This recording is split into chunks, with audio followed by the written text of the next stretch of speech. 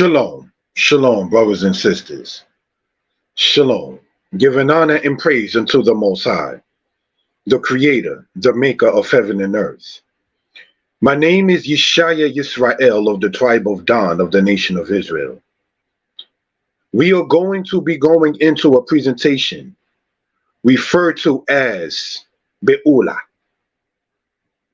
And that's what we want to call it in this manner. And to the people who are in the chat, as we start this over, I am asking you all, if you hear me and if you're in good spirits, brothers and sisters, would you bring this out to the brothers and sisters?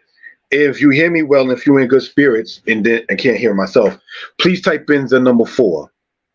All right, that is what I am requesting. Shalom, my brother Jared Judah. Shalom, Yirmiyahu Yisrael. Shalom, Elizabeth Victoria. All right. So sometimes some brothers and sisters and so forth may have an issue with saying, can I be heard? I don't have a problem asking that on mine. And anybody who cares to join in as we go along, wanting to, in that particular case, have no problem with it either in that case. All right. So what we're going to get into is about maybe 10 or so slides. It has some Hebrew in it, not very much. But we do want to get into this particular matter. All right. So I can read the comments, but I cannot hear. So just want to point that out. All right. Let me pull up the slide in that particular case. Thank you for that. All right. And we're going to go to slideshow from the beginning. And we're going to start here. Thank you for that. All right. Thank you, family, for that. Shalom, brother Dorayahu, sorry. All right. So in light of that,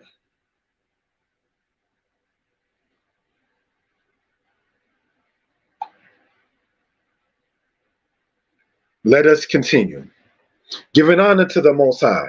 This portion of Torah for today will be in Isaiah 54 verses 1 through 10. The corresponding portion in Torah is Ki Tetzeh. This is presented from Danite Publications. We ask you all to like, comment, subscribe to the channel. May we all learn from this. All right. So let's continue in this manner. The way I have it set up is that the audio is on the phone, which seems to be giving good audio. I'm happy about that. Thankful to the Most High for that. And the video is done through the computer. All right. So just want to point that out in that particular case. All right. Let us get into this. Thank you all in that particular manner. I also am asking the brothers and sisters and extended family to let's greet each other.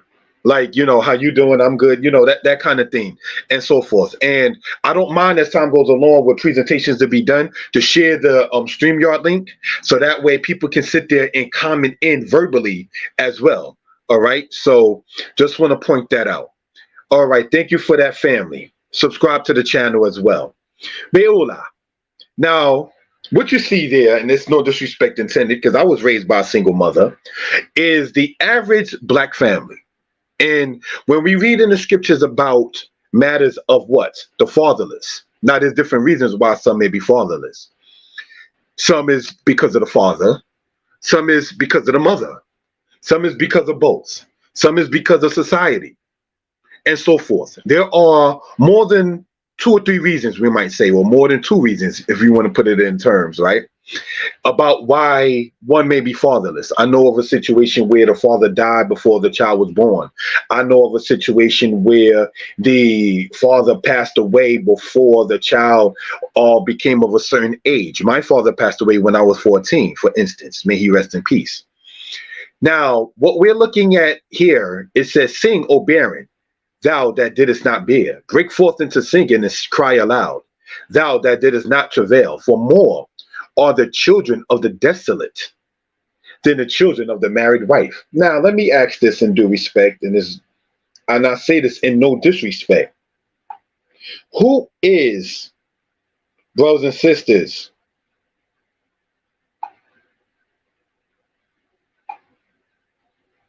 the most unmarried female on earth?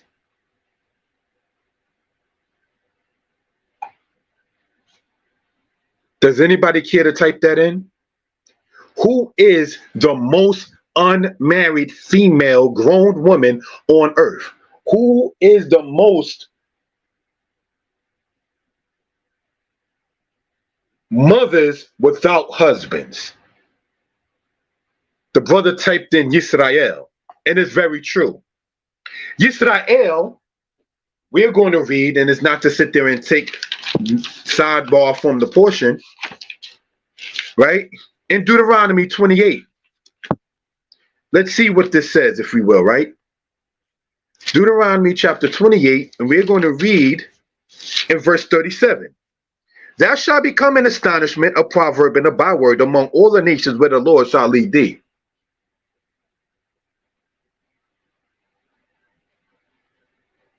So when the brother Doriah who typed in black woman, that shall become an astonishment, a proverb, and a byword. You know what a byword is? A byword is something that you called in place of your own true name. That's what a byword is, brothers and sisters. So when the brother typed in Yisrael and the other brother typed in black women, we're talking about the same thing. Do you know why this society only can label us as a color or two different continents, African American, or a name that has nothing to do with us, West Indian? It's because they cannot name us Yisrael, because then that's going to let the quote cat out the bag. So what you'll have to do then is give them something. Oh, we're going to call you black. That's a byword. That's not your true name. And brothers and sisters, looking upon it like that, if we will, this book here that I'm holding is black. My skin complexion is brown. So what then, brothers and sisters, can we say concerning in that particular manner and in that particular case? What can be said of such brothers and sisters in that particular fashion, if we will? Right? What we want to point out, what we want to emphasize on, brothers and sisters, in that particular manner, right?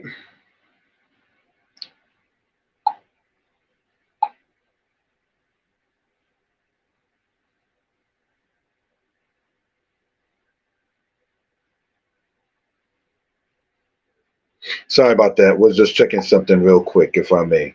Sorry about that, family.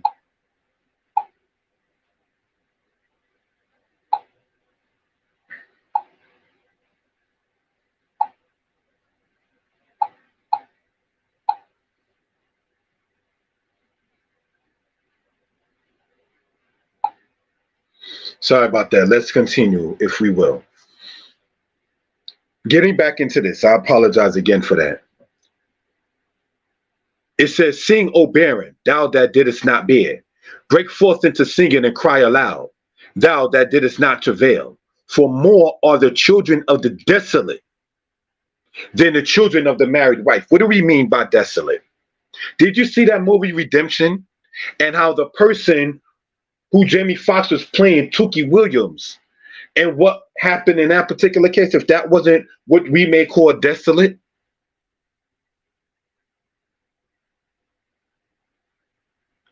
And a child left to their own imagination can get into all kinds of things when you really begin to sit there and know what that's about in that particular manner.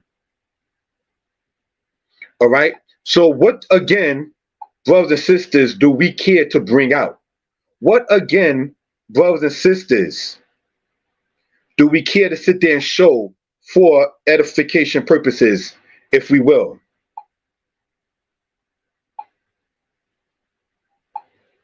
And that is this. Let it be known that we cannot be a color. Let it be known that we cannot continue, brothers and sisters, in a manner of broken families, generational curses, if we will. That is what, sadly, no disrespect intended, has been continued within the community. So, we want to, brothers and sisters, change the dynamic of it. And we're going to as time goes along. I honestly believe, from what I'm able to see, that the generation of today, millennials as they are called, are more family based and orientated than, say, the families of the past, which is not a bad thing. So we want to have more family structure. Let's go in, brothers and sisters. Isaiah 54, verse 2 through 3. Enlarge the place of thy tent, and let them stretch forth the curtains of thy habitations. Spare not, lengthen thy cords, and strengthen thy stakes. For thou shalt spread abroad on the right hand and on the left, and thy seed shall possess the nations and make the desolate cities to be inhabited. So, brothers and sisters, when we read right here, all right, for edification purposes, we're going to show with the laser pointer. If I can be heard and people are in good spirits, please type in, I'm going to ask the number 5. If I can be heard and people are in good spirits, please type in the number 5. On this channel, I know most channels or some channels like, oh, don't ask, can you be heard? On mine, I ask, okay? No disrespect to anybody else's platform. But if I can be heard and people in good spirits, please type in the number 5. So we see right here, for more are the children of the desolate than the children of the married wife. So we have to do, as we proclaimed before, reclaim our women. We have to reclaim our stake as the man of the family, the head of the house, if you will. All right, so let's go from there to this part. And it goes on to say in verse 4, for thou shalt spread abroad on the right hand and on the left, and thy seed shall possess the nations and make the desolate cities to be inhabited. So we see the land is desolate as our women are desolate. Single black female, if you will. We have to change that particular dynamic and teach our daughters that you are to be a wife before you become a mother, to have less babies born out of wedlock. And now what I'm saying is no disrespect intended, and I do apologize for anything that may sound harsh or offensive, because you don't want to turn people off just to quote be right, just to quote get your point across. Sometimes people say when you're right, you don't apologize. If you're right and confident, what's wrong with it? What's the point in offending somebody just for the sake of you saying, yeah, I'm right, but you'll be right and alone? And that's not even good, because the Most High said it's not good for a man to be alone. So why will somebody want to sit there and offend and not know that certain subjects might be sensitive? Certain subjects might be considered maybe taboo. Certain subjects might be, you know what, let me sit back and think on how to present such a case, as opposed to just saying, I'm going to just do me. I'm going to just say me. That's not intelligent. The lips of the wise know what's acceptable. When you go in the book of Proverbs, a soft answer turneth away wrath. So when people come into you as a man or a woman for an answer, you have to, and it's not lowering your standard as a human, and you could be dropping the truth, what is needed, what is necessary, but what may not be desired. And because it's not desired, you have to know, if you want, not to sound haughty, if you want your point to be understood, you got to know how to sit there and present it. That's very important. Presentation, if you will, right? We get like that with the nations. So why do we sit there and be okay affronting each other? That's not good. All right. So let's continue on, brothers and sisters, in that case. Now, the land that is desolate, we see that's part of the land of Israel there. That land is desolate. Look like a big desert. The true people are not there. And the Most High covered it over and the land is having its Sabbaths. But that is truly our land. That is truly what is ours and what belongs unto us. You got different nations fighting over our land, brothers and sisters. And we mostly know, well, most Israelites know about the understanding of what? In the United Nations, where the guy Nasir Sadat, I think his name was, said, you won't have peace because you left black and came back white. See, brothers and sisters, the Jews that Pompey saw were black. The Jews that Tacitus saw were black. The Jews that Titus saw were black. The Jews that Ptolemy Philadelphia saw were black. You understand? And when you go, as pointed out in the presentation called From Jerusalem to the Hood, when we talked about the Greeks, there is a Greek writing that speak about how the Ptolemaic Jews, or that is to say, the Jews of the tribe of Judah, or the Israelites that was living in Egypt when it was ruled by the Ptolemies, and how they looked, and it was not of Caucasian status. And this is not to sound racial or anything of that sort, but it's just to point out that in that particular case. So here we are in the Western Hemisphere for the most part, in a land named after a color or two different continents. And there it is, our land desolate. As brothers and sisters, no disrespect intended to the picture, I state again, I was raised by a single female. Here we see, as is common in the black community, a black female that's single raising children. You see this on the bus, you see this on the train, and some of us done came from it. I name it. If the brother Yared Yehud is there, he knew Ima, he knew who my mother was. May she rest in peace. So these are things, brothers and sisters, that we do want to point out for reference purposes. All right. So as we need to sit there and reclaim our be'ulot, or that's to say our females that are unwed or so forth, we need to sit there and have that done. Be'ula means married woman. Lo be'ula means not married. All right. So that's what we want to point out. Pardon that. So let's continue. Obadiah chapter 1 verse 17 and Ezekiel chapter 34 verse 13. But in Mount Zion there shall be those that escape, and it shall be holy, and the house of Jacob shall possess their possessions. So we see, brothers and sisters, in Isaiah, which was before Obadiah, and we see in Obadiah what? Why do you think they call it the Old Testament? The prophets of the scriptures knew that the Israelites were outside of their land. That was not far-fetched from them. So when they start talking about in Mount Zion, this is to say of Jerusalem, of the house of Israel, there shall be those that escape, and it shall be holy. Now, brothers and sisters, I would like to take out the time and read in the scriptures, right? And I'm going to type in where I'm reading from, if I may. Thank you. All right. And it is in, all right, Ezekiel, right, chapter 6, verse 8. All right, we are in the book of the prophet Ezekiel, chapter 6, verse 8. All right, for reference purposes.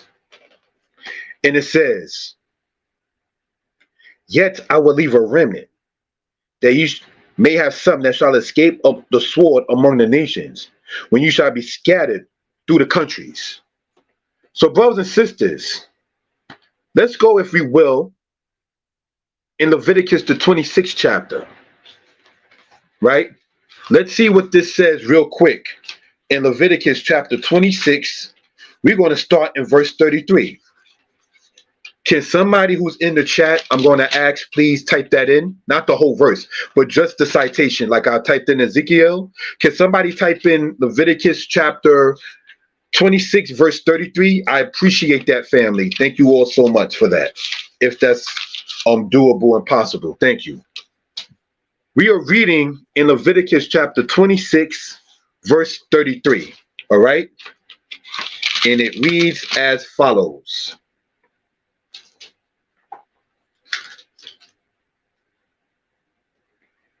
And I will scatter you among, thank you, my brother Yirmiyahu. And I will scatter you among the heathen, and will draw out a sword after you, and your land shall be desolate, and your cities waste. So we see here in the Torah, in Leviticus, about that sword. Now in Ezekiel chapter 6, it says in verse 8, yet I will leave a remnant, that ye may have some that shall escape the sword among the nations. So this sword is the pestilence. This sword is the famine. This sword is incarceration. This sword is raising children by yourself. This sword, brothers and sisters, is something that we do not want or need and should not be having. That's what we're dealing with in this particular manner. And it goes on to say in the PowerPoint, Ezekiel 34, verse 13, and I will bring them out from the peoples and gather them from the countries, and I will bring them into their own land, and I will feed them upon the mountains of Israel, by the streams and by the habitable places of the country. Brothers and sisters, we are promised a land.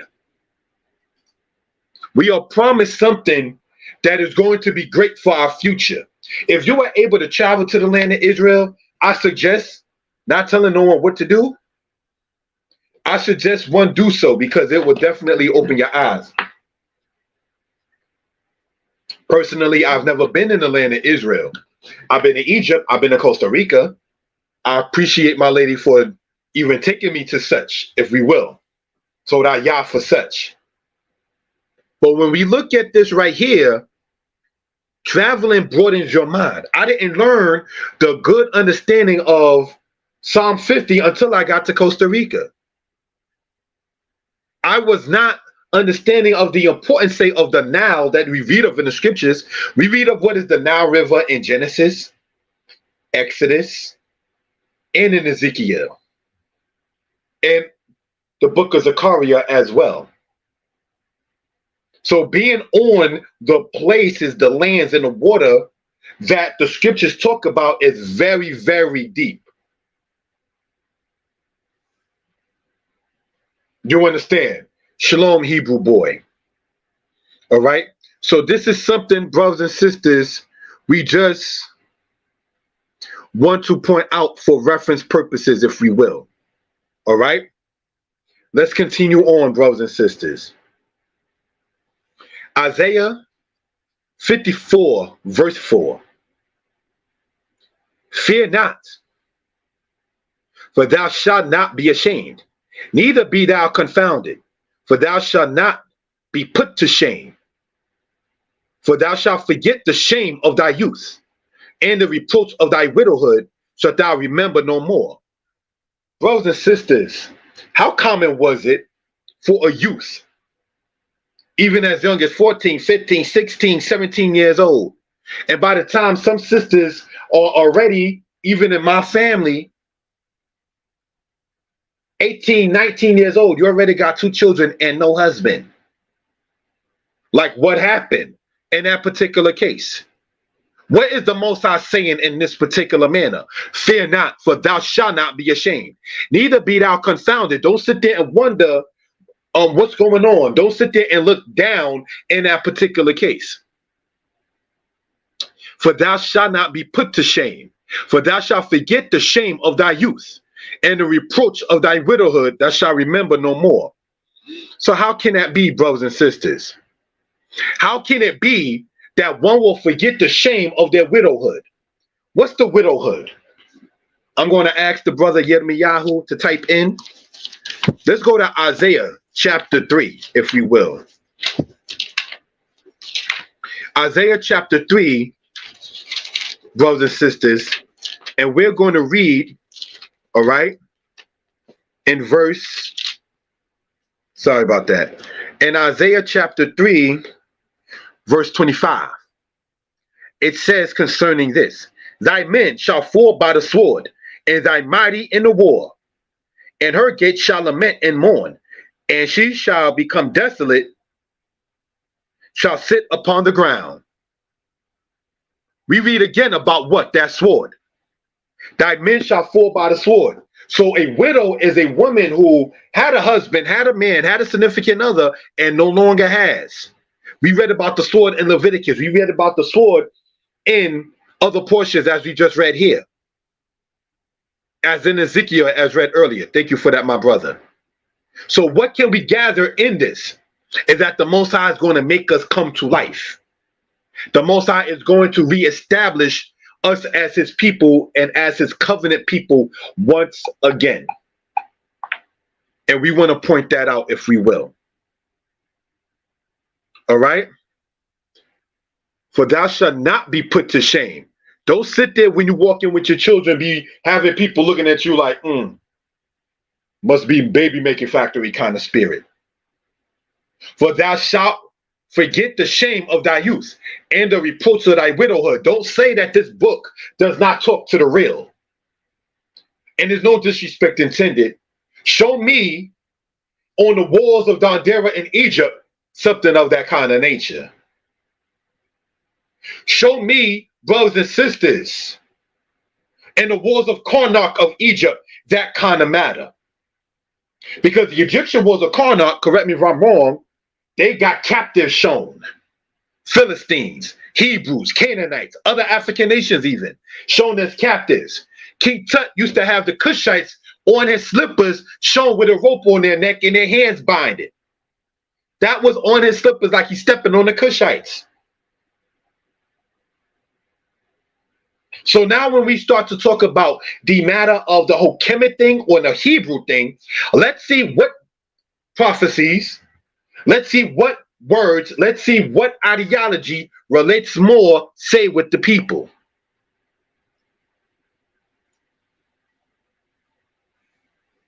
All right? It goes on to say this, brothers and sisters. A ketubah, a wedding certification. A certification of there being a wedding. All right? Some may wonder or say, well, does the scriptures talk about there being that? What do you mean does the scriptures talking about of there being that? What do you mean by that? Abraham and Sarah were married. Do we believe in our book being the book? And if we do believe in our book being the book,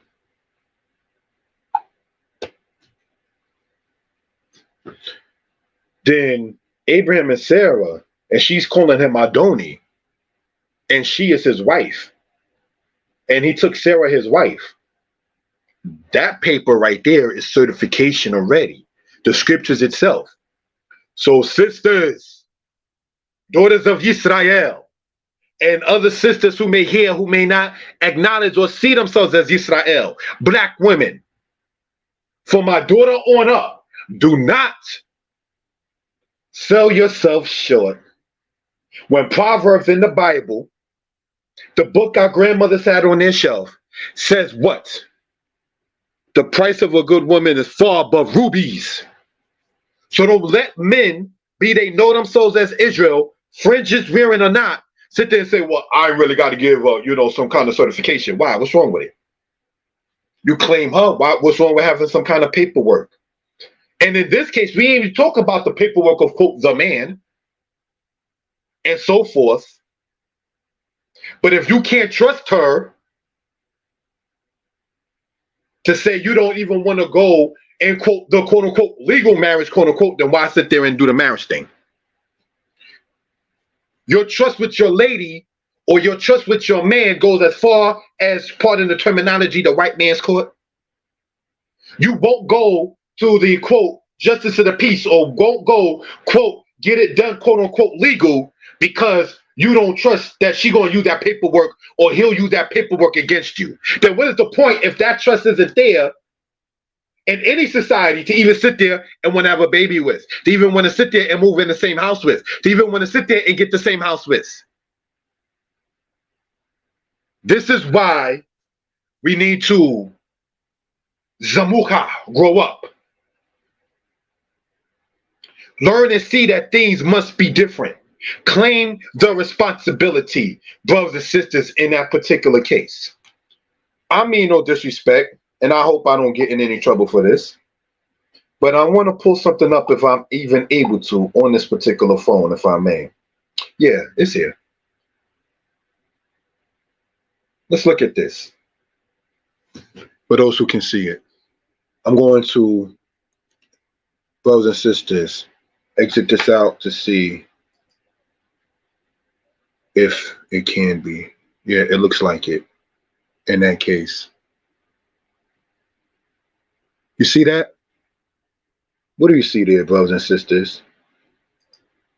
Please sit there and do respect and let me know what you see right there. This is a thing from PayPal.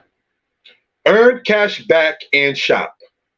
And who do we see there? No disrespect, not knowing if they're co-workers, but the obvious impression is he's there handling business on the further end from the street. She's on the side closer to the curb. Now, anybody who knows anything about any kind of infrastructure or military, the man stands on the side closer to the curb.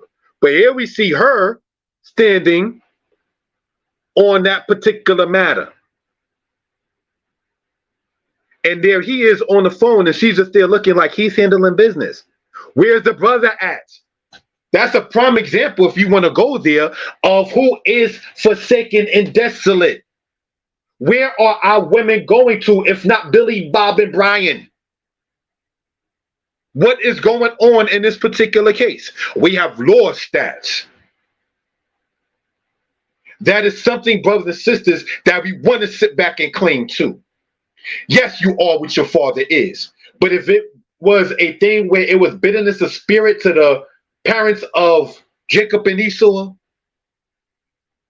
when Esau went and got a woman and was having children from women of other nations, yeah, you are what your father is.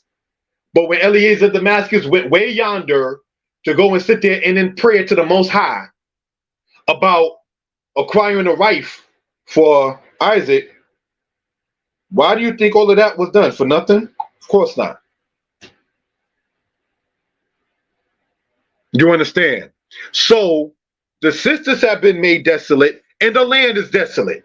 We showed, brothers and sisters, what happens in part, and I'm not using this picture to disrespect these people that I got from the public domain Google images, because like I'm always saying, my mother was raised by a married couple, but she was not married when I was being raised. So I'm not trying to sit there and castigate or point fingers, they who in glass houses shouldn't throw stones and so forth. But when you're looking at this kind of situation here, and then you sit there and see the land is desolate, that's the land right there, that looks desolate. Our sisters are made to become desolate. The land is desolate. So we got to claim our homeland and we got to claim our mishpachah or our family back, because it's not looking good in that particular case.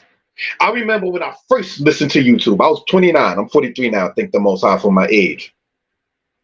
The first thing, first week or so, I may say, of listening to YouTube, there were sisters on there talking about, when I see black guys on the corner, I try to sit there and go across the street so I won't be bothered.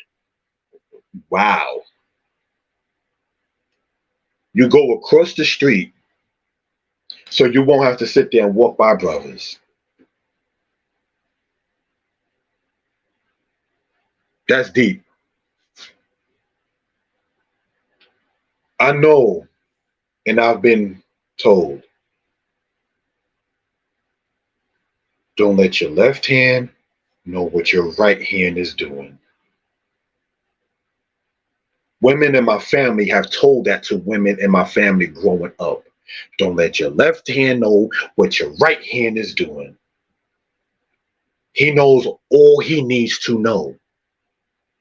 Maybe have a separate checking account that he knows nothing about. So for the rainy day when he leaves, quote unquote, even though many brothers don't go into things to leave. I know I certainly am not in my union to leave it. So brothers and sisters, in looking at this in this particular manner, it says, in the reproach of thy widowhood shalt thou remember no more. The generation that I grew up in many cases, didn't have the luxury of saying or hearing, depending upon who you are, wait till your father come home. You got mothers, no, we don't support the holidays of these nations. You got mothers saying to other mothers, Happy Father's Day, your mother and father. That is madness. That is part of that sword. That is part of that shame. That you got to play a role that you was not made to be in. It's as intelligent as a man trying to play the role of being a mother. You can't. The questions and the conversations that mothers and daughters have. Let the daughter go to the father with that. That man will sit there and not know, huh? What? Mom, what do I say to that? So both parents are needed and so forth. Cain. So you're saying Abraham waited till Isaac was 40? Cain, but back then too, they lived longer. You understand? Correct me if I'm wrong. I believe Isaac lived to be 180 years old. Most of us won't or don't live to be 180. So in our days and times when we begin a court, maybe sometimes at 19, 20, 21, you know, that is not far-fetched. You know, but yes, they definitely were teaching their children to a certain age. Let's continue on, family. Ketubah, as we pointed out, Isaiah 54, verse 4, and Numbers 15:41. For thy maker is thy husband, Yahzebaoth is his name, and the Holy One of Israel is thy Redeemer. The Holy One of Israel is thy Redeemer. The Holy One of Israel is thy Redeemer. Now, why did I read that many times? You got some people thinking the Redeemer of Israel is somebody else. But the true Redeemer of Israel is the Most High. And we don't want to shortchange the glory that's due to the Creator of heaven and earth.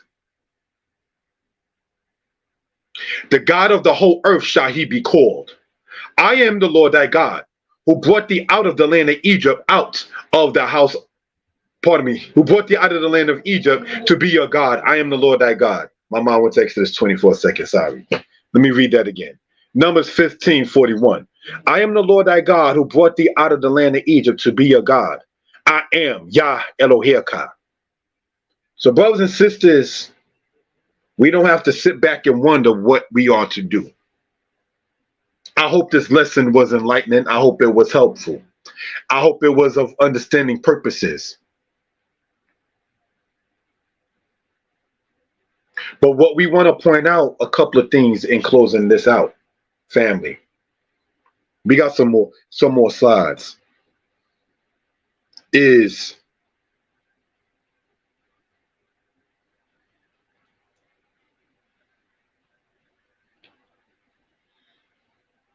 we have to reclaim our land. We have to reclaim our family structure back. For Yah have called thee as a wife forsaken and grieved in spirit, and a wife of youth. Can she be rejected, saith thy God? We have to be understanding of the situation with us as a people. That goes for the man and the woman. If you have a man that is trying, establishing, trying, and succeeding, don't be his problem. He has enough problems, sisters. Be his peace. You got men today cooking for themselves. So maybe, well, the way to a man's heart is through his stomach. He's already going through his own stomach cooking for himself. But what he may not have, that he cannot get of his own, by his own, is azneha, her ears. The shamua, the message. And we have to hear each other's messages. Israel was not happy when the Most High wasn't speaking through Jeremiah when they was in Egypt. You don't want to lose that communication. The fire department themselves will tell you that. You want to lose water in an emergency before you lose communication, because you can communicate, I need water. You can't communicate, I need help. So we want to keep communication not low. For Yah have called thee as a wife forsaken.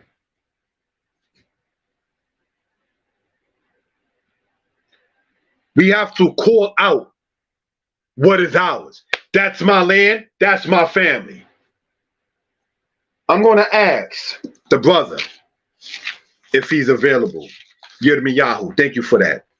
We're going to be reading in Exodus chapter 21, verse 5, if we will. Exodus 21, verse 5.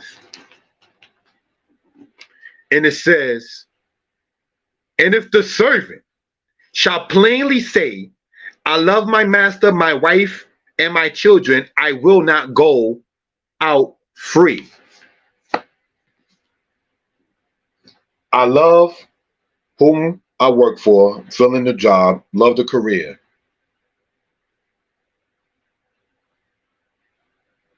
I love my wife, I love my children. You don't break up the family, even in the servant system in Israel. You keep the family there because you want them to be happy, working for you. You break up the family, you're going to have more of a problem as an employer or so forth. Why do you think you find people saying, listen, I ain't doing all them hours. I got to be home with my mate. I got to be home with my children. Be it enslavement or be it employment. If it's a matter where you are being kept from your loved ones, you're not going to be happy. So in the case like the brother typed in, thank you for that, Aki, Exodus 21 verse 5, when he says, part of it saying, I love my wife. Don't let people sit there and say, well, the scriptures don't say you got to love her. That misogynistic spirit in Israel is sad. It's turning sisters off from this way of life. When the Kemetic community is talking about you are God, not even quote unquote a goddess. You are a God and your womb holds the universe. And then they look at Hebrew Israelite men like, my book don't tell me I gotta love you. Where do you think they're gonna go for secure?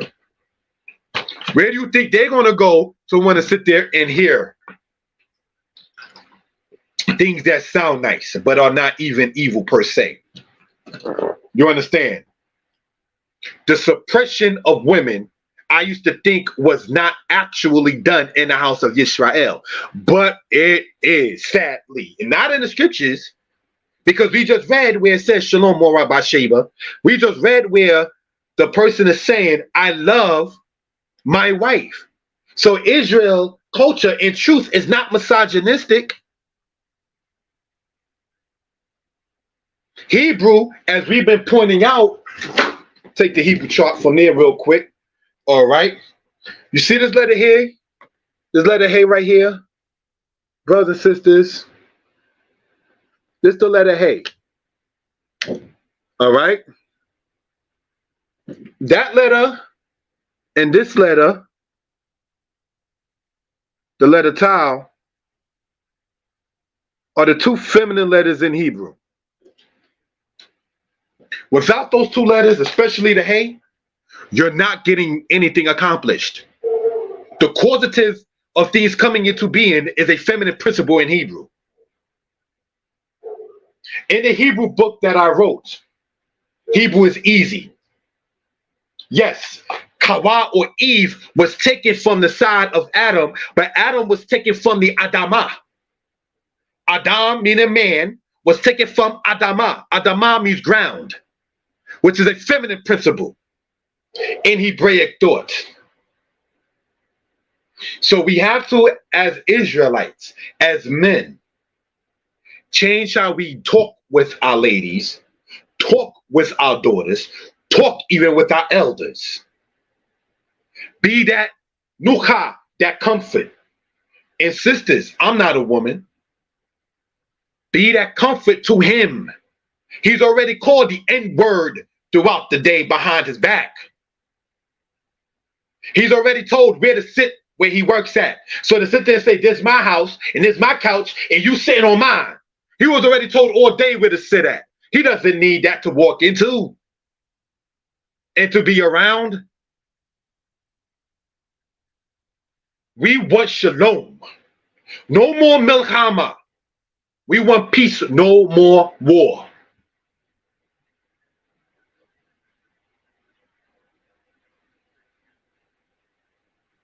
Nobody wins in the discordance between us as men and women. Nobody wins. This is no disrespect intended.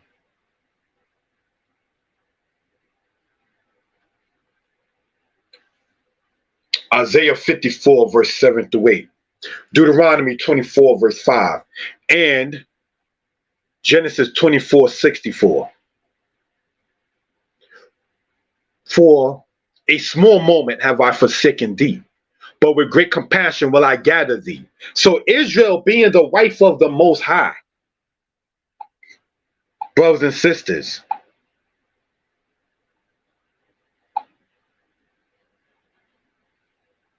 Israel being that, we just read where it says Israel is called of the Most High. And here we read, but for a small moment have I forsaken. So on a human level, we as men can say to our ladies, we were not the best men. We left you alone and stranded. We left you alone and abandoned. But with great compassion, with loving kindness, with open arms and a heart of clean flesh, we want our family back. We want to reclaim our relationship with our spouses. In a little wrath, I hid my face from thee for a moment. But with everlasting kindness, well, I have compassion on thee, saith Yah, thy Redeemer. We know the Redeemer is the Most High.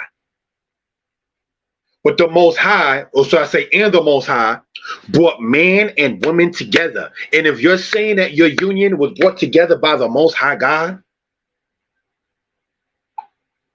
then there is absolutely, positively, and emphatically no reason, shape, form, fashion, or why no union should be there. If I can be heard well and people in good spirits, please type in the number 4. If I can be heard well and people are in good spirits, please type in the number 4. Sorry about that. Yes, again, on this channel, I do ask about can I be heard. I know some channels frown on it, but I do on this one. Thank you. When a man, Torah Rabbah, everybody, when a man taketh a new wife, he shall not go out in the host, neither shall he be charged with any business. He shall be free for his house for 1 year, and shall cheer his wife whom he hath taken. You know, in Hebrew, the word there that says cheer is in root samak, which means happy, make her happy. Sometimes people say, well, you already got to make yourself happy. You got to have happiness within yourself. Okay, granted, let me ask this. If somebody can make you mad, does that mean you was already upset? If somebody can make you angry, does that mean you was already angry? See, the concept that says you can only be, quote, made happy if you have happiness within you. If that is true, and I'm not saying it's not true, then the same in equilibrium must be true to say if somebody can make you angry or mad, that means it was already within you. So in truth, then nobody could, quote, make you mad or make you happy, make you upset or make you joyful, if you're saying that it has to already be within you. Unless people are so used to being forsaken and abandoned, left desolate and downtrodden to where I just can't be happy because it's not even within me. You kept on telling yourself that, brothers and sisters. If people can make you mad, then people can, with the same spirit, make you happy. It can't be a thing where I got to have happiness within me already in order for me to be made happy. But somebody, without me being mad already, can make me mad. That can't be. Either we done lied to ourselves, or we're so used to being downtrodden and mad to where we just think that's just part of what it is. Comfort, compassion, kindness. Ask, why are you upset? First, ask, are the person upset? Because he or she may not even be mad or upset or angry. Might be emotional, might be loud. You can be mad or upset or angry and be quiet about it. Raising your voice doesn't mean that you're angry. You can be raising it in praise. And you can be very angry and silent. So ask somebody, how you doing? I ask that. I'm sorry if some people like, oh, why you? I always ask that because it's important. Sometimes, and there's no disrespect, somebody actually, well, one time, not sometime. Well, it's not becoming of a moray to say good morning and how you doing. One person, no disrespect, told me, you don't always have to ask how I'm doing. That person is now dead. We're all going to meet the grave. But one of the last conversations I remember having with this person is, you don't have to ask me that all the time. That person can never say how they're doing anymore. That person cannot say if they're mad or happy to anybody anymore. That person who told me I don't have to ask how you doing all the time is now deceased. Resting maybe for all I know with my parents. What is wrong with saying, Ma Shalom Ka, how is your peace? Ma Shalom Mek, how is your peace to a female? It can break the ice that's not good ice, perhaps. Somebody may just need to be asked how they're doing to show that somebody does care about you. Don't have the hardened heart while we ask the Most High for kindness and compassion. But then with each other, we're like, y'all see that? We're not saying fake like you happy. But if we can sit there and do that with, and I'm going to go there, sodomites at the job. You don't go there, and I'm going to tell you everything that you do at night is wrong. You're not telling the sodomites at your job that. I promise you, you're not. You are not telling the landlord or your true feelings. I promise you, you're not.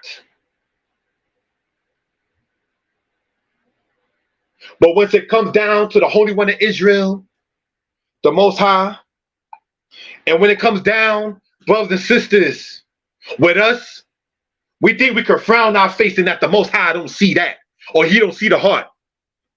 We can fake it with the nations, but with us, yo, I'm going to be real, son. I'm going to be real. I'm going to let you know what it is. But you don't know how to let somebody know in kindness and compassion what it is. You offended me. I have something I must talk to you about. A soft answer turneth away wrath. We're only, quote unquote, in the street term, hard with each other. We're only hard body with each other. And I'm not provoking nobody to go out there and be, quote, hard against the nations. I'm not saying that.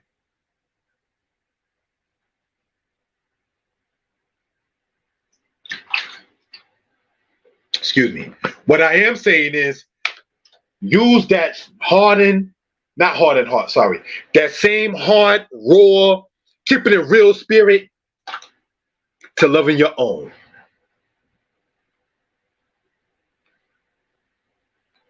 Respecting your own. And Isaac brought her into his mother Sarah's tent and took Rebekah, and she became his wife, and he loved her. So we see in Exodus about a man loving his wife. We see one of the patriarchs loving his wife. And Isaac was comforted for his mother. So I understand, as I pointed out before, in my personal relationship,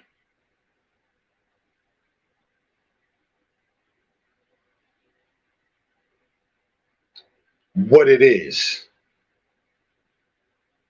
The love in that particular case. Not having my mom for over 15 years. And when my mother was alive, she told me, son, when you get older and you get a lady and y'all have an issue, don't come to me. Work it out among yourself. But when your ima's not here, it's as they say, a man takes a daughter from her father, and kind of in a way, a woman acquires a man from his ima or his mother. See, we as men have hardened our heart against our women. and think, well, I ain't no simp. My manhood ain't for sale like that. She ain't gotta do nothing for me, yo. That kind of spirit.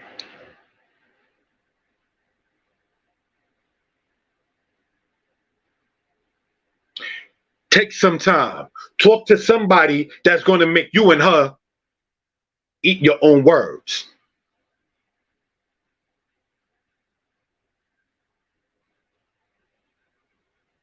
I'm being asked, when one gets married, should it be for love, out of duty, etc.? Because Isaac never knew Rebecca.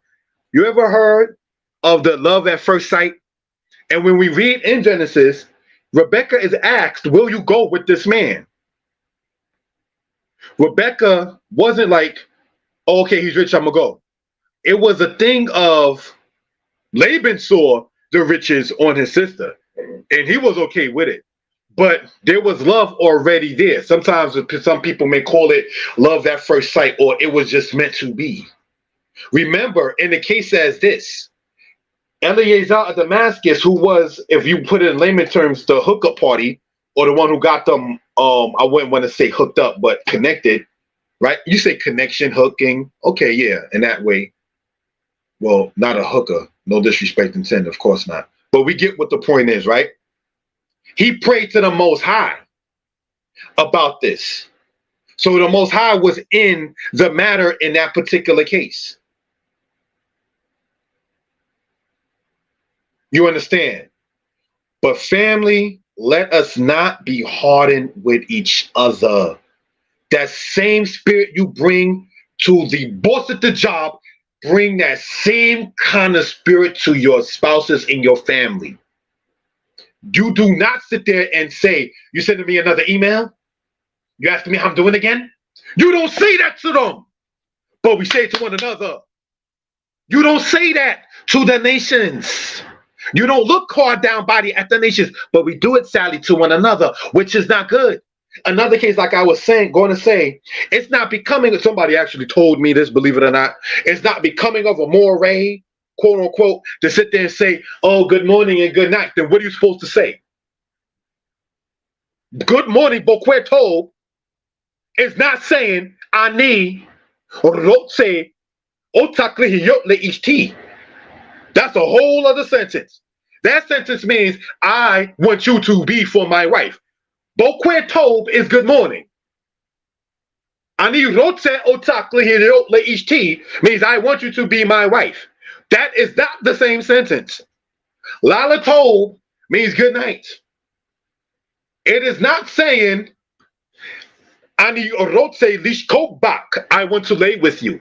That is not the same words. So saying good morning or good night in a broad text or to a text or a message or messenger or out there, if that rubs your spirit the wrong way, then maybe you're not as good as you may want to be. Because I have to stop and think. If somebody's coming to me saying, good morning, good afternoon, good night, and they always seem, though everything may not be happy or perfect, they always seem jipper, why will I want to turn that spirit off? In a way, that could be the Most High working through that person for you to have some kind of comfort or peace. Be your brothers and sisters' ears. It says in Torah, you shall not stand idly by the blood of your neighbor. Maybe not only physical blood, but if you're able to sit there and be of assistance to your people, don't sit there and not do it. Don't sit there and deliberately and maliciously and meticulously make sure I ain't helping him, I ain't helping her. Again, we're the only people do it and then sit there and act everybody else up. You know, everybody's sitting up there talking about it's hard right now, it's real right now. We ain't really got it like that now. You know why we ain't got it like that now?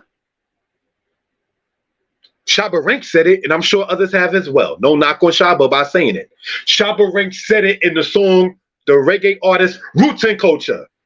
I'm not going to try to act like I know how to speak reggae or patois or so, but Shabba Rank said, black people suffer because we don't stick together. That's in a song called Roots and Culture. That's why we are struggling as hard as we are. Nobody else struggles as hard as we do. They will say that you would have so-called Mexicans 50 in the house and you have 3 or 4 black people, you complain about the toilet paper.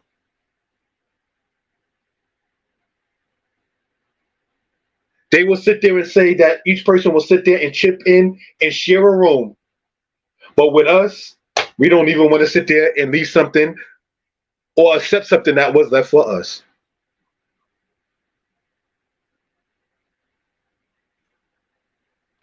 These are things we want to point out. These are things that we go through. Our land is forsaken and our people are forsaken. So when we go back as men and claim our families, our ladies, our women, come with compassion and loving kindness like the Most High is coming to us, his Isha, his wife. We had our hiatus. Israel went through amnesia, not knowing who the Most High is, not knowing who we are, being given another God and another name. Here's JC and your name is African American. Here's Allah and your name is African American. And no disrespect, you're part of the tribe of Shabazz that does not exist on any historical document, but the tribes of Israel do. So they're going to call you everything but a child of God, and Israel, the son of the Most High. So they're going to call you everything but Israel.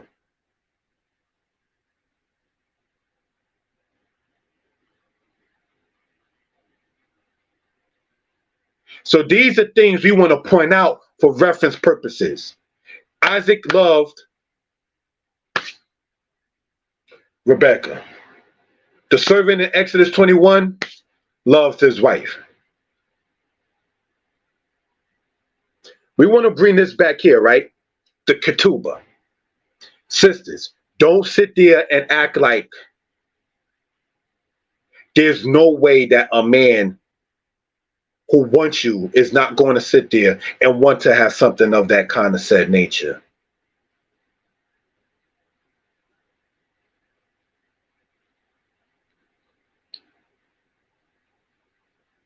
You don't need a man. Be lonely and miserable with me. That kind of spirit.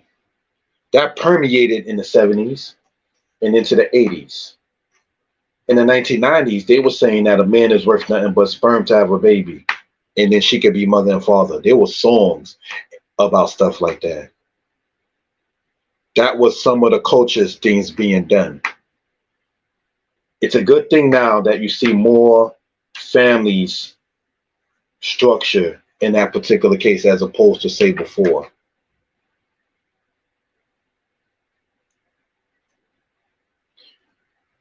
Let's continue on, brothers and sisters.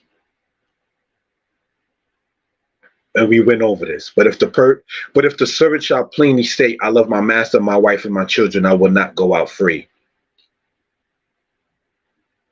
What are we reading here in the Hebrew? Ahabti et ishti. Ahabti et ishti. Don't sit there and act like love is not important. There's nothing wrong with telling your family, extended or otherwise. Israelites, there's nothing wrong with saying shalom outside of the Shabbat day. There's nothing wrong with greeting each other outside of happy preparation day on Friday, and now it's Saturday, Shabbat shalom, and that's the only communication that exists.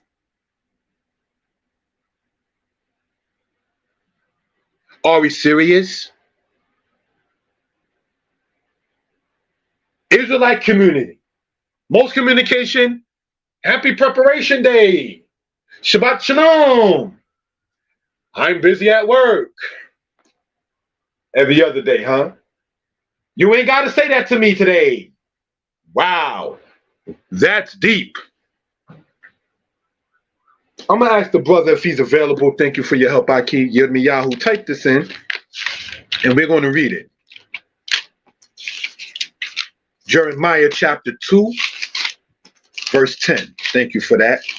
We're going to be reading in Jeremiah chapter 2, verse 10. And it reads as follows. No, I'm sorry. Jeremiah 2, verse 14. Sorry about that. We are in the prophet Jeremiah, chapter 2, verse 14. Is Israel a servant? Is he a homeborn slave?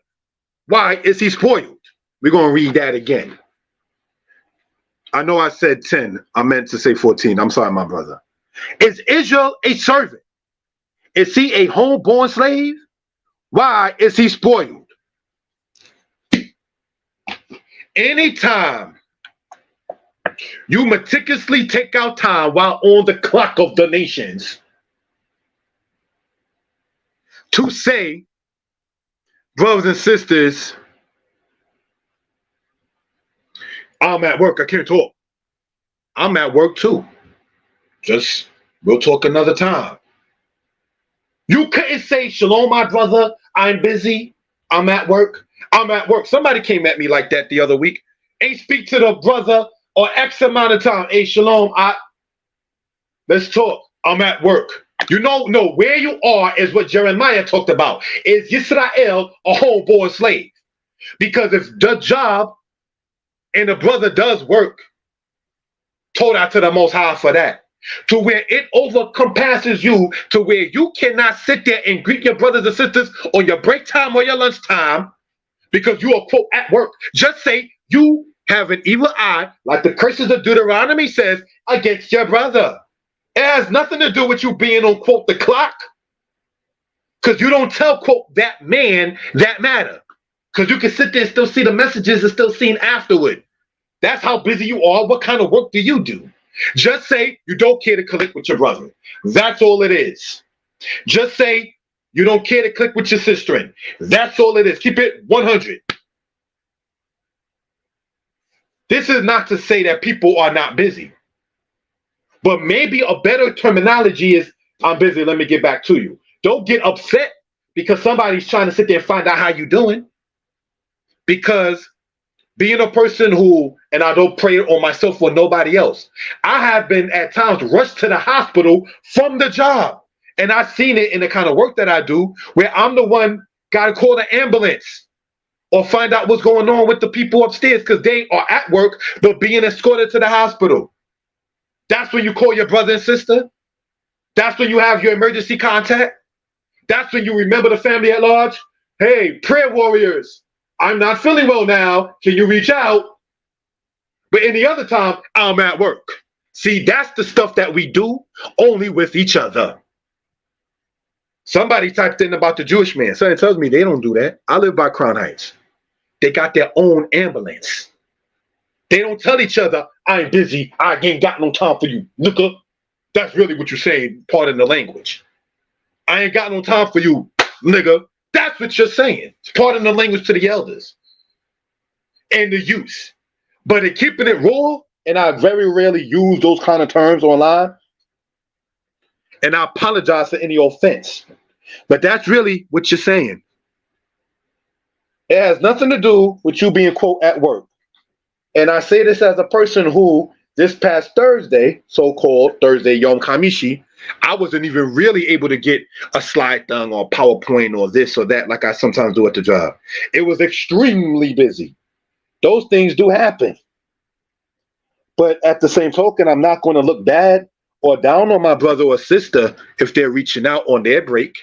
And I'm going to talk about this for a little while, if I may, with the time allotted. You understand? Not going to sit there and do that to my brother and my sister in that particular manner. Well, at the same token, when somebody, heaven forbid, has to go to the hospital, there you are on Facebook, saying what? Prayer warriors, pray for us. You ain't at work then, huh? That's when you got time to reach out to the family. That's evil. That's what you call a user. I will use you for prayer, but then when you need me, I'm going to tell you I'm at work. I'm going to use you to ask you to sell my book or my pamphlet or my channel. I'm going to ask you to comment, like, and share. But when you reach out to me, it's, well, you know, I'm busy right now. Even though I hope, no lie, that while I'm at work, people are buying my book when they're at work. I'm not going to sit here and lie. The people who have different schedules, I hope that you subscribe to the channel and watch it, comment, like, and share the videos. Even if you're at work, you got the opportunity to do so. So how can you hope for that from your brothers and sisters, but then if he or she reaches out to you, it's, I'm at work. Somebody recently came, no shalom, I'm at work. No, let me get back to you. Nothing, just I'm at work. We ain't speaking years. Aki, and I don't know if you're listening, but that's serious. We ain't speak in years. And the last thing stated was what? I'm at work. No shalom. No, let me get back. No, it's very busy. You know, the same thing you do, and you tell these said bosses when they call you to come back to work after you went home. We got more hours. Are you able to come back in? We know it's your day off, but can you come back in? We know you're on vacation, but can you come in? Tell him, I'm busy. Tell the person who signed your check, you signed it for what I worked for, and I'll be back there when I'm ready. Tell him or her that, if you even know who that person is. But with us, we do that very high-handedly, like, yeah, I told that nigga, you are not going to bother me on Master time. I was like, wow, that's exactly what that Ruach impels, man. Or expels, I'm sorry. If I can be heard well and people in good spirits, please type in the number 4. If I can be heard well and people in good spirits, please type in the number 4. So when we talk about forsaken, when we talk about abandoned, when we talk about leaving, what are we saying to one another? What have we done to our brothers and sisters? The Tanakh tells us in Psalms, be a father to the fatherless. That ain't my kid, and it may not be, and it is not be. As the guy in the song in the 1990s that came out that said, be a father to your child. Don't say the child is not yours because all women are not whores. You understand? But Israel, we got to communicate more than just happy prep day and happy Shabbat. Reach out to your brothers and sisters. Just this year alone, 2 Israelite people, both over 60, had a funeral. I dropped the ball in not communicating as much as I could and should. You usually speak passionate about something when you're guilty of it or when you know much about it. There have been people reaching out to me in the comment section that when I look back at the old emails, I'm like, oh, wow, I didn't even know that person was there. My bad. Be up on it, brothers and sisters. Communicate. Keep that communication there. Because you don't sit there and tell them, why are you calling me now? With the job. I promise you, you don't. On the bills that you pay, in the house that you pay, or the apartment that you pay. You do not go on the phone line that you pay and sit there and say, you are bothering me. It is too early. It is too late. Show me. Screenshot that to me. The Shabbat over here is ending. So I'm going to say this with more comfort. I will give you $20. Zelle, PayPal, or Cash App. If you can show me any Israelite that knows himself or herself that says to their supervisor, boss, or manager at a job, don't call me after you have not quit already. Do not call me at this time. I could show you the messages I've gotten. It's too early. If you're a Moray and you got an Isha, why are you saying good morning? Because mommy told me to. That's why over 20 years ago. The mother I'm always talking about and who I made this book, brothers and sisters. Sorry for dropping my own pens. This book in honor about, that's not my Isha, that's my Ima. May she rest in peace. She taught me have manners. Be that ear to somebody. Say good morning. Say good evening. Say good afternoon. You know how America is so cold? Working, say, in security or so forth and so on, right? I'll pick that up in a second. Sorry. At the front desk. Oh, have a good night. You know what the response have been at times? I'm not leaving yet. Now, if my shift ended at 12 o'clock at night and I'm saying good night, or if I'm doing a double and that's why my shift ends later on in the night, I don't know when you're leaving. I'm just saying good night. It's a broad general statement. Your statement isn't replied back with the same responsibility and reciprocation, taker. It is in some cases, I'm not leaving yet. So when you do leave at 9 p.m. and I'm there to 12 a.m., can I say when you say goodnight, I ain't leaving yet? Can I say that at the job? You'll be written up or removed if you talk to the people in that manner. They would consider that being rude. When they say goodnight, you're supposed to say goodnight too. But we wasn't raised in all the same houses where a supervisor or manager is telling the staff when the tenants and when the people who work here, who pay the bills, say goodnight, you say it too. I was already taught that before the age of 6, paying no bills. It's called better upbringing. It's called repairing the breach. Be that kind and comforting with that. Stop having a reason. Why are you in my inbox? Why are you saying shalom so much? Why are you saying good night? Why are you saying good morning? Because I hope you have one, and I hope the same for us all. This is why brothers say, not to in my own horn, if you are well and if you hear well. And if you are well, I hope you're getting better. I was in the hospital back, say, 2 months ago. I'm getting better from that situation. Told out to the Most High. Are we to only say, no disrespect, we only have Yah? We know that among the gods of the people, but the Most High made us a people of people, so he have us as well. From Yah, accept what Yah has given us, be in us, and love us. Show Yah that you love the people who he has around you by being considerate and concerned. Let the words of the prophet Isaiah that spoke about forsaken and abandoned not hold weight. And no disrespect to the prophet. But let it hold weight where it says, for in a little wrath I hid my face from thee for a moment. But with everlasting kindness will I have compassion on thee. So if we want that compassion and that heart of flesh from the Most High God, why don't you think that we should have it with one another? And saying to your brother, as been said to me, I'm at work. There's no shalom, I'm at work. I'm at work, shalom. That's not what was said. I'm at work. That's it. No shalom. Wow. And where I personally dropped the ball is in hearing about these people in Israel who have been deceased or are dying, who I respected, who even knew my mother I'm always talking about, and I sit there and did not reach out as much as I could and should.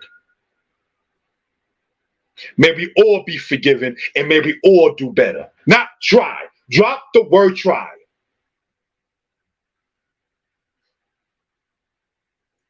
We're going to die in this wilderness. Israel, I'm going to make your words true. You all will die and your children, still being the children of Israel, will get the land. Life and death in the power of the tongue. So let's try to, let us not use the word try. Let me say that, please. Because when you go with a try or an attempt, it leaves you, well, if I fail, oh well. It doesn't mean you're going to succeed, even if you don't say try. But go in with a succeeded mind already, that it's already accomplished. Genesis 1 and Genesis 2. Genesis 1 is the thought. Genesis 2 is the implication of the thought. Go in with already knowing what you want accomplished.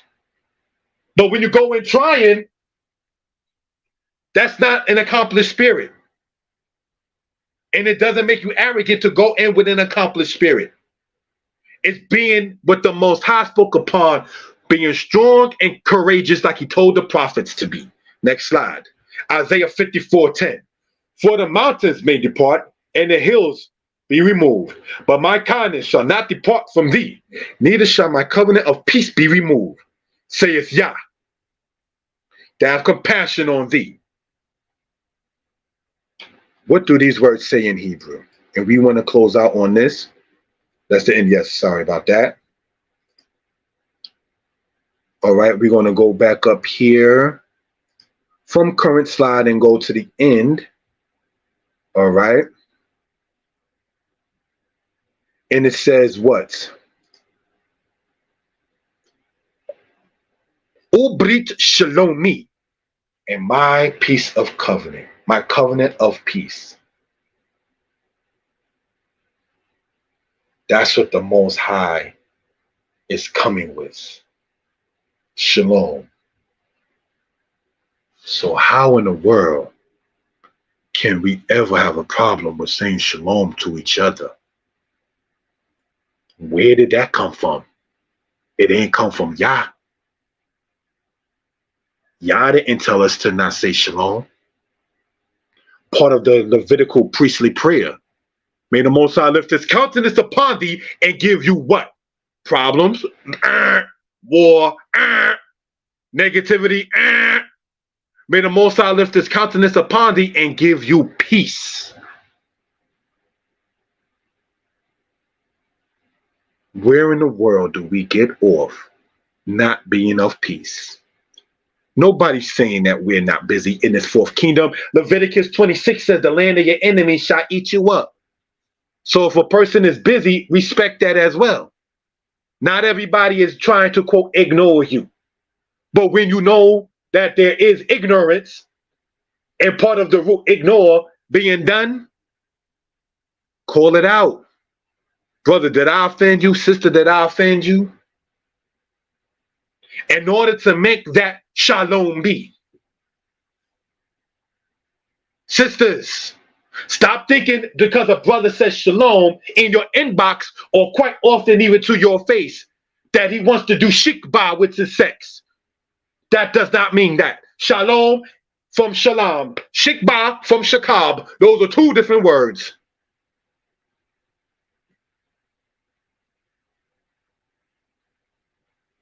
Teach your daughters, fathers and mothers, that a lady got more to offer than that. So every man that says anything nice, she doesn't sit back and think you just want that. Because maybe wasn't taught that your value is not in being on the bed. And you get what I'm saying, grown talk. That every compliment is not meant to sit there and, quote, drop the drawers, as the saying goes.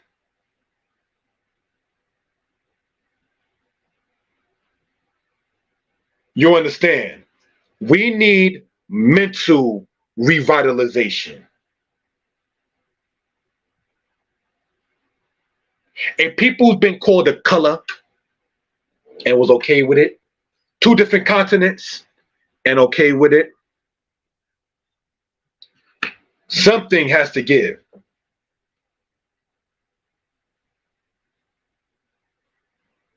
Brothers and sisters, pardon that. We want to be that generation that causes that to be in existence. And don't let that generational curse go to another one. You know what a generational curse is, and I hate to have to say it?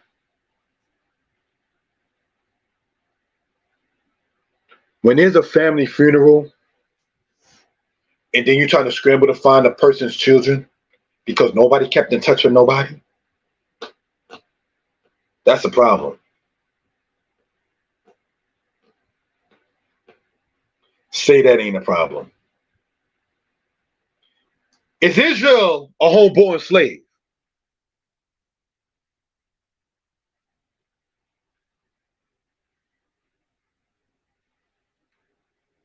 When is it ever a matter of you saying that you're too busy for the job? like you say to your brothers and sisters. Screenshot that to me without saying, well, I already quit already. That kind of spirit. And you have more heart to talk like that to the boss. Screenshot that to me. I'll put my number in here. 908 587 4841. Screenshot that to me. I'll give you $20. People loan me money and I paid it back. I'll pay you if you can show me an Israelite that has stated to his or her manager, supervisor, boss, or so forth, HR, the human resources department, that I'm too busy, stay out my inbox at this time. I'm too busy. I'm keeping my timing and getting my life together. Like we say to another.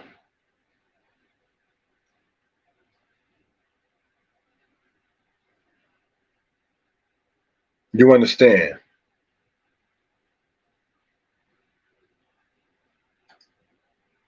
We only say that to each other, family. We will not fix our fingers to type it, nor our mouths to speak it to Whitey.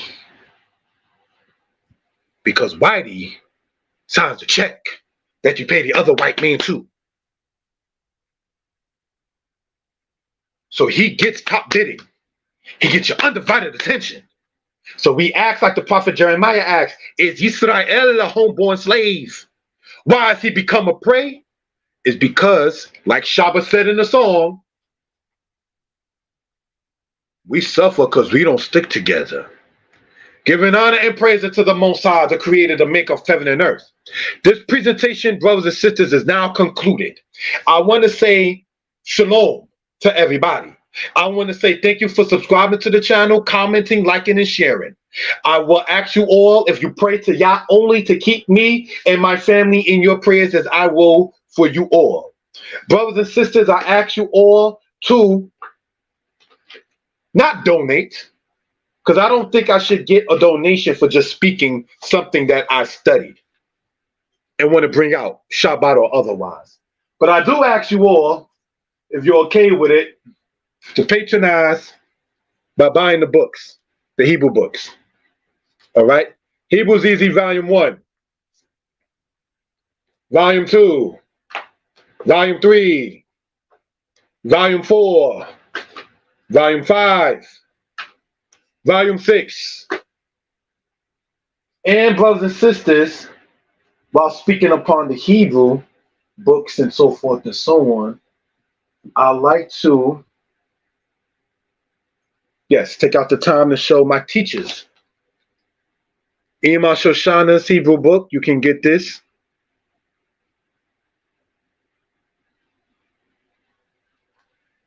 And you can get Kohen Mikael's Hebrew book. All right, for those who are interested. So brothers and sisters, giving honor and praise unto the Creator, the maker of heaven and earth. As a lover of Hebrew, pick your Hebrew teacher. That's something that I try to sit there and ask brothers and sisters to do. Pick your Hebrew teacher and let's learn the language. All right. Now, want to give a certain shout out to my lady, Sarah Michaela, always supporting me, always encouraging me, online and offline. I want to give due benevolence on a human level to Morabat Sheba and my brother, Yirmiyahu Yisrael, the other moderator on the platform. Recently, trying to go online and get presentations done have been frustrating because the audio kept static and the audio was choppy. But don't think to not tell me how the audio sounds, because I asked at least maybe 3 times or more. If I could be heard and people in good spirits, type in the number 4. So I do not mind somebody saying the audio is this or so forth and so on. I appreciate that. So I know how I sound. All right.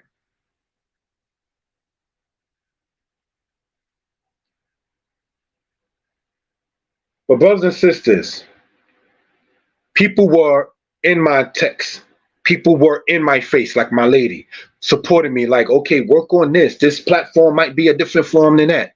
What I'm doing now, thinking the Most High to make the thing sound better, I believe it's my computer that the audio is not working its best. So what I did was I have the audio now connected to my phone and got the computer showing the video so we can all hear and see it and say same timing. All right, so thank you all for your support and help in that. All right. If two Hebrews don't acknowledge each other but just pass each other, who's at fault? If they know and seen each other, both of them at fault. That's the question that was asked. They're both at fault. You see your brother or sister and you deliberately don't want to acknowledge, then you're both at fault. Because I'm quite certain if, heaven forbid, there was a problem and you see your brother or sister, it would be like, brother, sister. See, that's what you call a user. With that, I'm saying shalom, Most High bless. We intend to do a presentation this coming said, quote unquote, Monday. It's a holiday for the people, so many people are off for work. But it's going to be on the channels Mordeh Yeshaya History Lessons and Mordeh Yeshaya History Lessons 2. The honor of presidents and ownership. That is what it is. I don't know what time this coming so-called Monday, but stay tuned, family. Thank you all for that. Shalom.